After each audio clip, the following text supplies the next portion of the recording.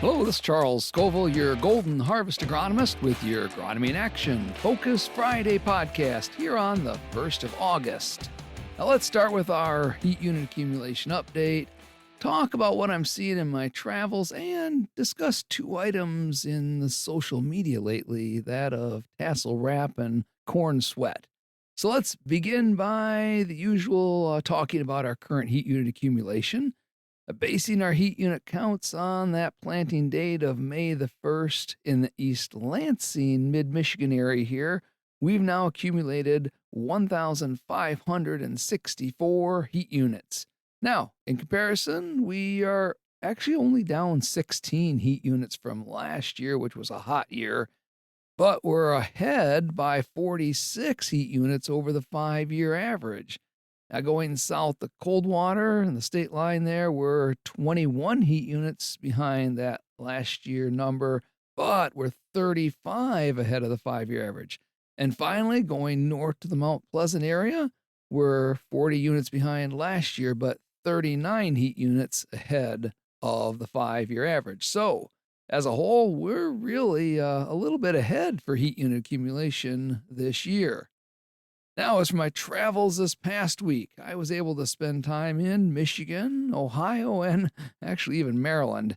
Now, in Michigan, not much has changed. A few more counties have been identified with tar spot, but nothing terrible yet. So keep scouting those fields that we discussed last week as those high-risk fields. Now, across Ohio and even further east, I saw lots of uneven crops. Many of these were late planted due to the wet spring, and boy, with the more recent rains, many of those areas just can't catch a break from the wet weather this year. Now, the good news is that with the relatively shallow root systems on many of those wetter planted fields, they're continuing to keep rain in the forecast, and that's allowing these plants to not turn droughty too quickly. Now, we're expecting a cool down for now, and if you look at the overnight temperatures in the next week, we're actually looking for a lot of temperatures in the 60s. So, with cooler, wetter temperatures overnight, I fear that the tar spot could really get moving over the next few weeks. So please don't let your guard down for scouting and spraying.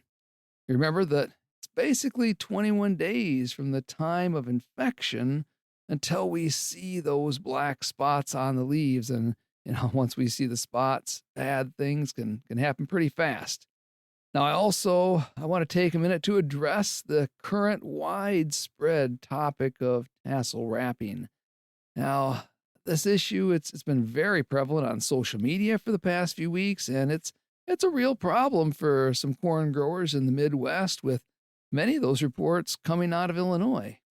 Now, in short, the heat and moisture over the past couple of weeks have, in conjunction with specific hybrid families, caused this problem to occur. Now, specifically, this is where the upper leaves or leaves on the corn plant, they don't unfurl normally from the tassel. That's leaving a very small portion of the tassel actually showing.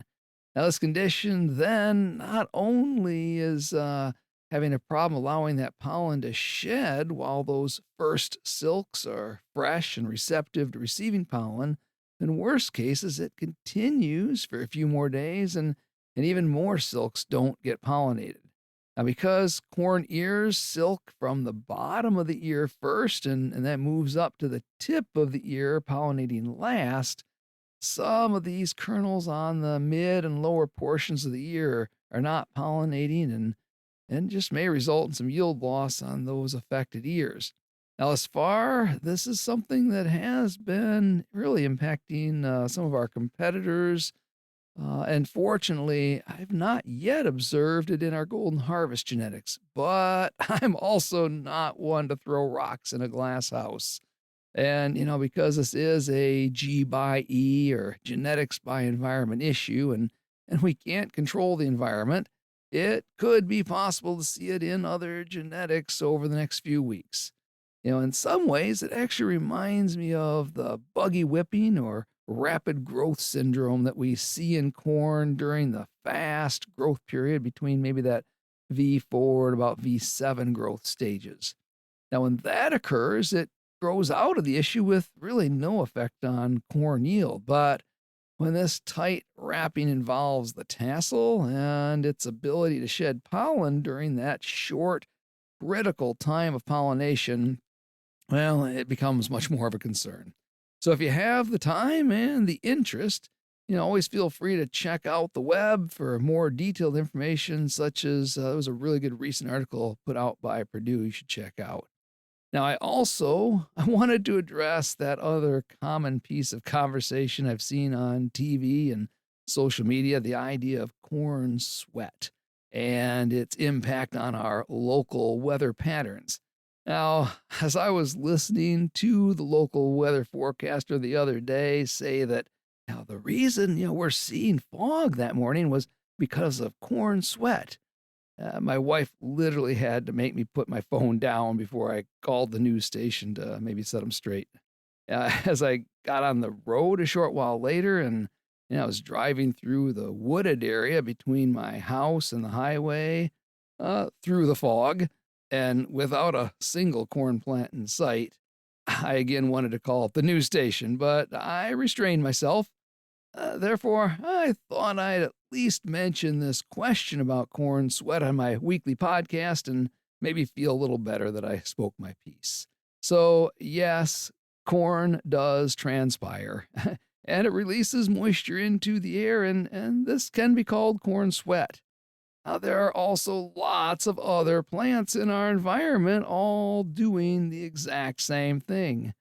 So understand, we're planting corn at, let's say, 32 to 34,000 plants per acre, but our grass, it's seeded at millions of seeds or plants per acre, and our trees, they're far taller and more massive than our corn plants, but we're blaming the corn for our current heat and humidity.